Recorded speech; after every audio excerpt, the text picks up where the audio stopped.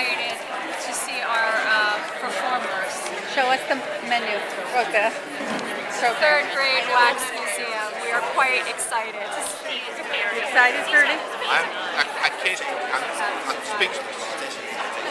I'm lost for words. You can't miss her. She's Helen Keller with Canaan.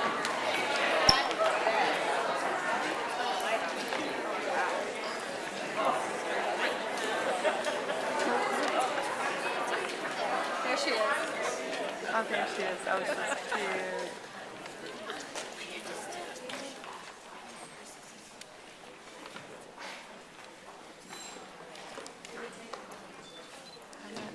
Sure how to zoom in. Walk around. We'll call you back. Oh, welcome to walk around. Oh, because it's a wax museum. Oh, I Okay. see. You handling the picture okay? Yeah. Oops. Happy watching. Wow, look at these exhibits. Are we allowed to talk to them or they have to be quiet? I'm not quite sure. Are you allowed to talk or you just wax? No talking. No talking. Okay.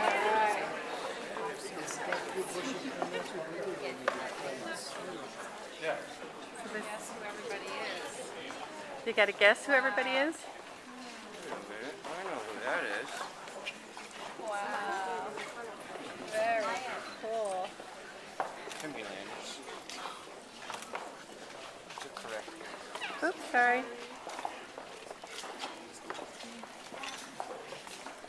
Tic Tacs.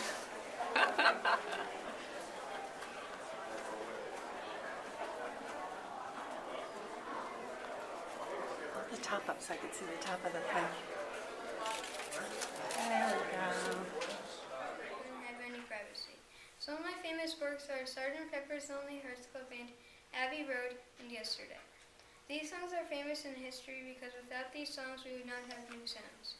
I believe I was able to accomplish this because I was creative and willing to take risks. Some of the important events in my life were coming to the USA, appearing on the Ed Sullivan Show, which was watched by 3 million people, and being in a band that made 20 albums and 220 songs.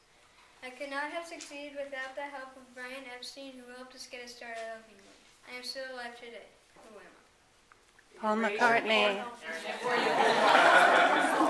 I want you to guess is my point. All right. And Jasper has a little extra for you.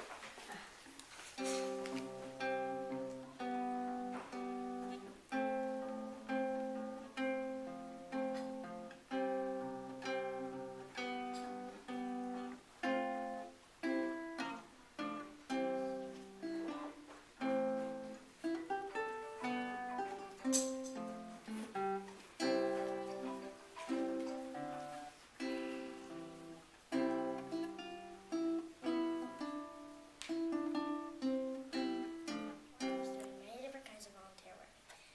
I met and married Franklin Delano Roosevelt the same year I graduated, 1905. We soon had 5 children, 1 girl and 4 boys. Franklin became president of the United States in 1932. I became First Lady. As First Lady, I was very active in helping people work to rebuild their lives during and after the Great Depression.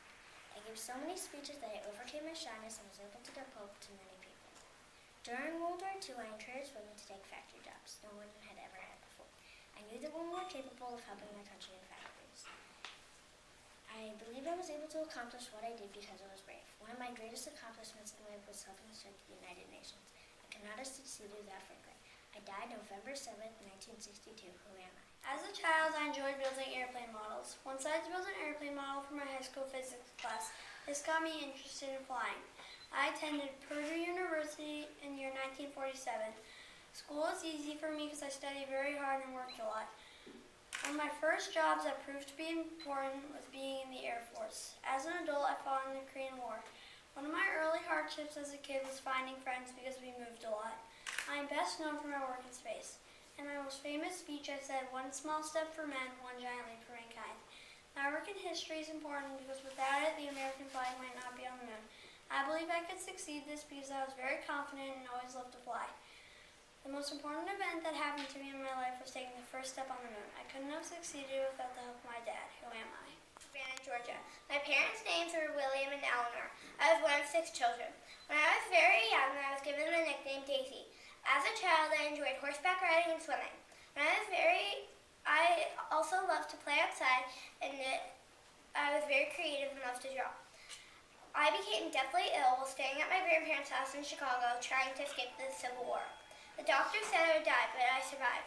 That showed from even a very young age that My parents' names were Josiah and Abide. I had 17 brothers and sisters.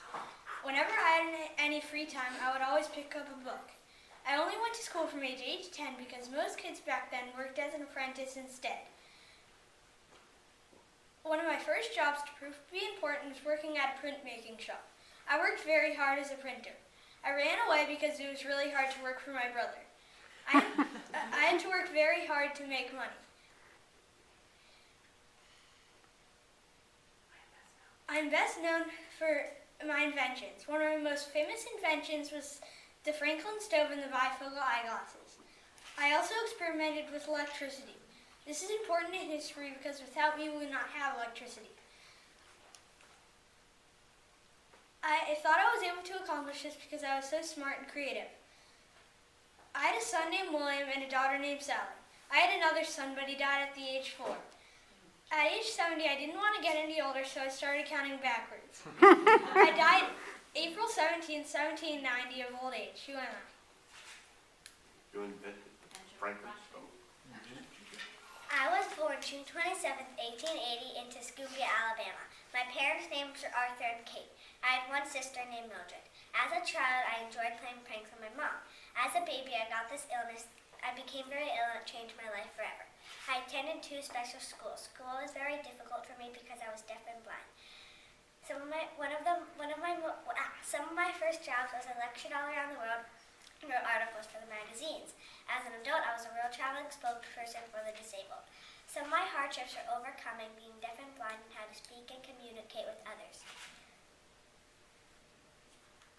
Some of my famous works are The Story of My Life and my journal. This is important history because without my work, many deaf and blind people would not be as independent as they are today. I would not have been able to succeed without the help from my teacher, Annie Sullivan.